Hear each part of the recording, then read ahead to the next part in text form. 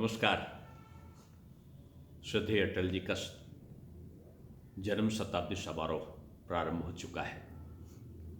हम लोग अटल जी की याद करते हैं, उनके अविस्मरणीय प्रसंगों का उल्लेख करते हैं और हम देखते हैं कि अटल जी ने कभी अपने लिए नहीं सोचा, राष्ट्र के लिए सोचा।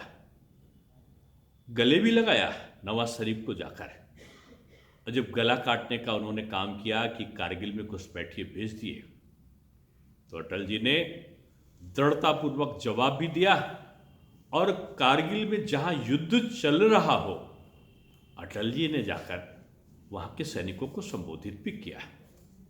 अटल अटल थे, जवाब देना जानते थे, कवि थे, सरल हृदय के थे, मानवता के पोषक थे।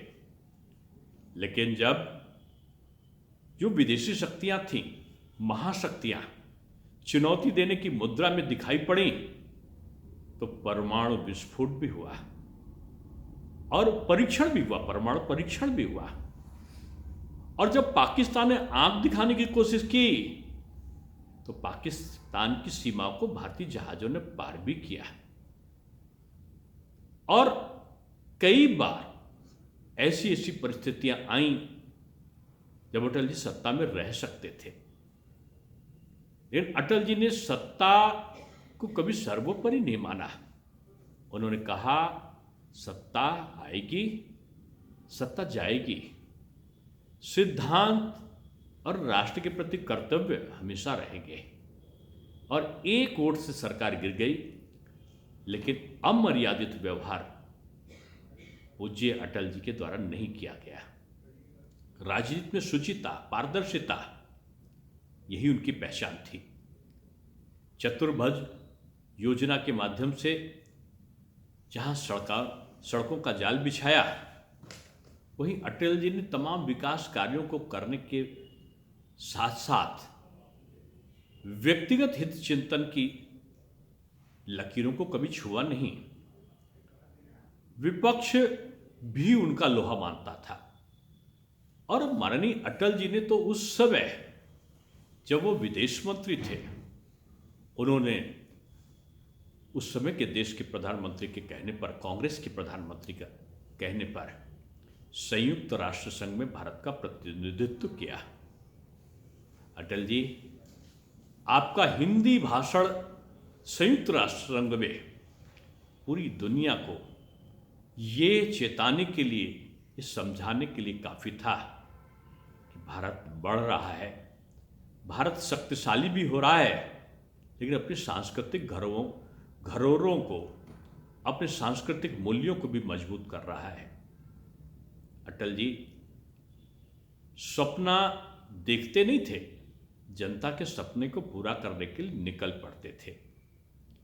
अटल जी ने जहां भारत माँ को श्रेष्ठ माना, वहीं नदियों के प्रवाह को भी उन्होंने आपस में उनका सामंजस्य पैदा करके उनको जोड़ने का काम भी किया।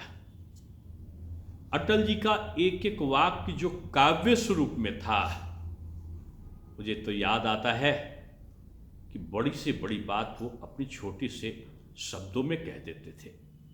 अपने लिए नहीं कुछ किया उन्होंने। चुनाव था, हम सब लोग संचालन समिति में थे, कचहरी के सामने सभा थी। यहाँ के एक वरिष्ठ नेता के द्वारा उनको कहा गया, वो नामांकन करके आए कि माननीय अटल जी को फलाने व्यक्ति हार पहनाएंगे। अटल जी खड़े हो गए, उनका नहीं पहने गए। तमाम लोग से पूछा गया कि अटल जी गुस्सा हो गए, मुझसे भी पूछा गया। मैंने उन्हीं के शब्दों में, माननीय ब्रह्मदत्त द्विवेदी जी एक तुकबंदी कहा करते थे, हमने कहा, सभी सोचते अटल क्यों न पहनते हार, इन्हें जीत स्वीकार है, क्यों स्वीकार है हार। प्रसन्न हो गए अटल जी। उन्होंने कहा, हार तो जब व्यक्ति अपने जीवन से हार जाता है, अंतिम समय में उसको फूलों का ये गुलदस्ता पहनाया जाता है। माला विजय की प्रतीक है, और मुझे हार नहीं, मुझे जीत स्वीकार है।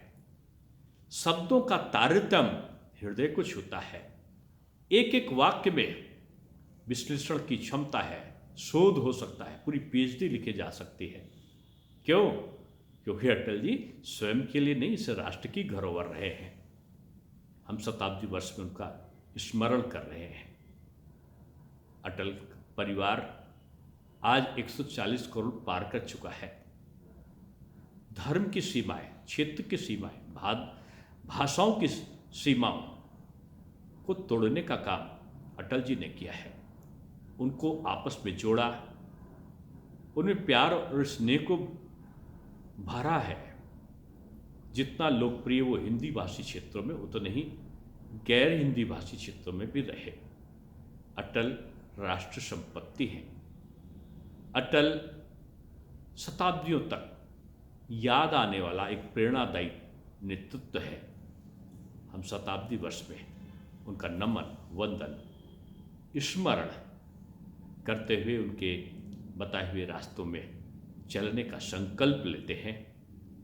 अपने प्रिय, श्रेष्ठ और विश्व नेता के रूप में अटल पथ पर चलने वाले प्रधानमंत्री श्री नरेंद्र मोदी जी के साथ में आइए हम सब लोग अटल शताब्दी समारोह में उनका स्मरण करें।